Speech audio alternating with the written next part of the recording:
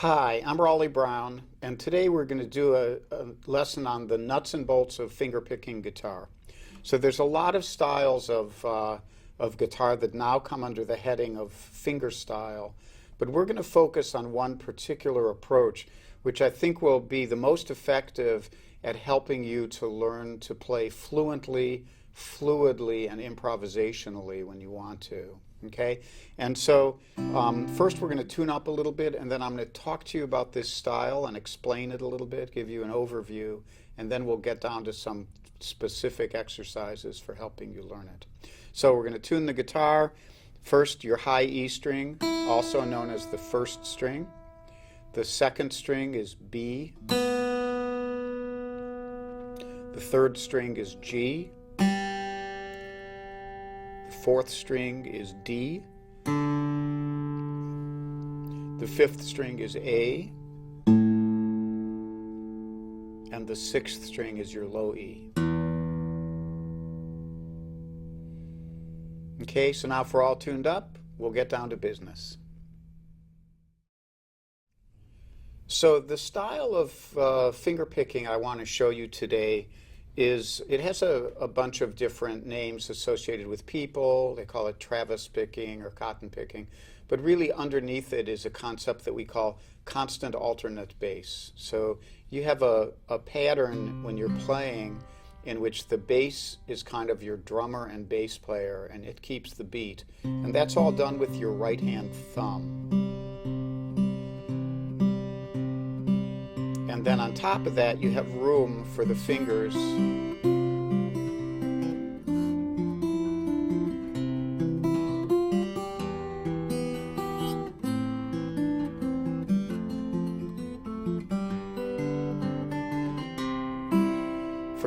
to play melodies on top of that. And the reason I teach this as the beginning way of learning how to fingerpick is that it gives you the most potential versatility. You can have the melody on top with bass underneath it, or you could have a kind of drone on top and play melody in the bass.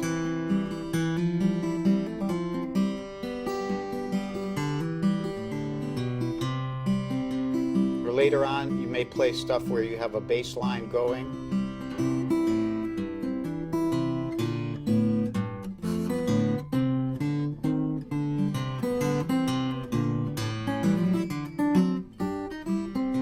Maybe some contrary motion,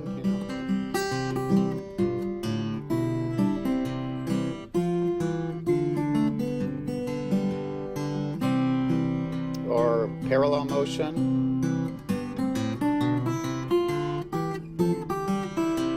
And the thumb is always keeping the bass for you, and then you have all these other possibilities that you can explore, maybe at first by learning specific arrangements.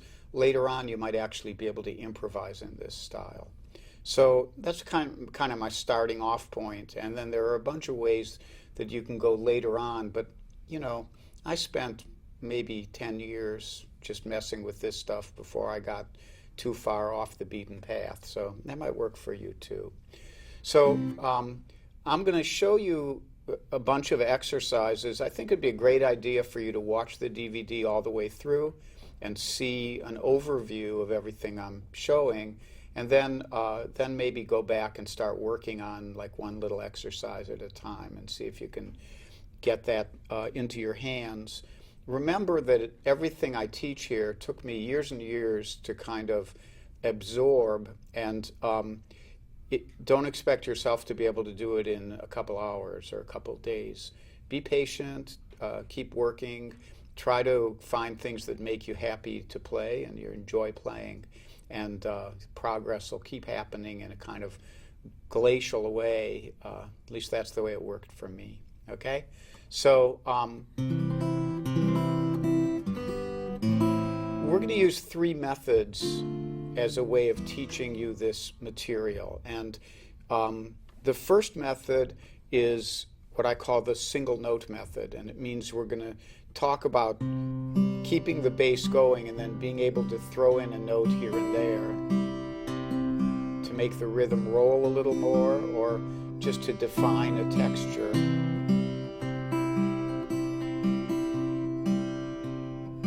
The second method we're going to use is I'm going to teach you 2 or 3 patterns, and the patterns have constant alternate bass built into them. So you might have a pattern like this. And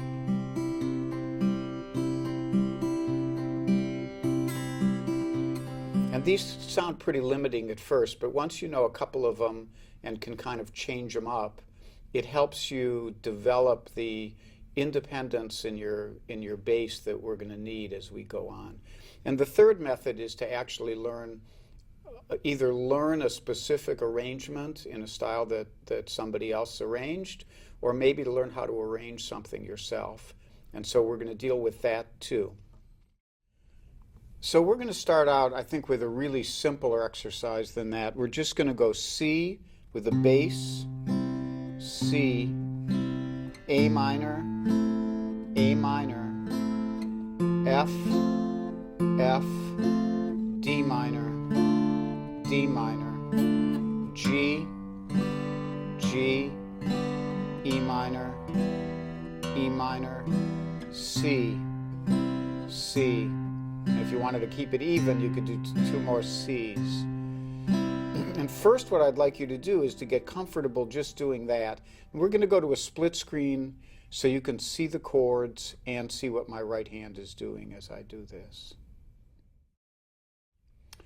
So we're going to do this simple exercise: C, A minor,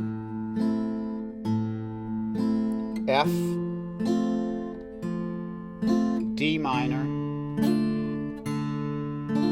G, E minor, C, and let's go G, and then we'll just repeat that. And I want you to do that until you can do it along with me, until you get comfortable with it. And if you can, tap your foot. Tap, tap, tap, tap, tap, tap, tap, tap, tap. Continue. And then after you get comfortable with this, here's what we're going to add in. We're going to go around one more time first. F, D minor, and pay attention that every note I'm hitting right now, I'm hitting with my right thumb. My fingers aren't involved at all. But what we're going to start doing is, in between those notes, when you're lifting your foot instead of tapping it, we might pull up with the index finger. So it's going to be something like this. And go 1, 2, 1, and 2. Thumb, finger, thumb. F, thumb, finger, thumb. D minor. Thumb, finger, thumb. G, thumb, finger, thumb. E minor.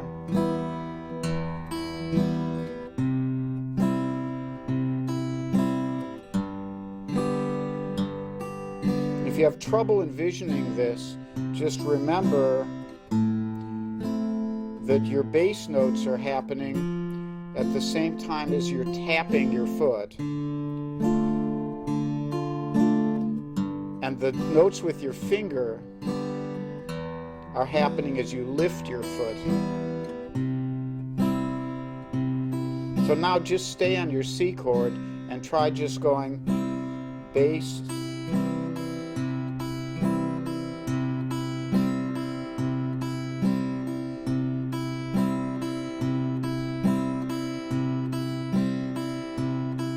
and then just half the time.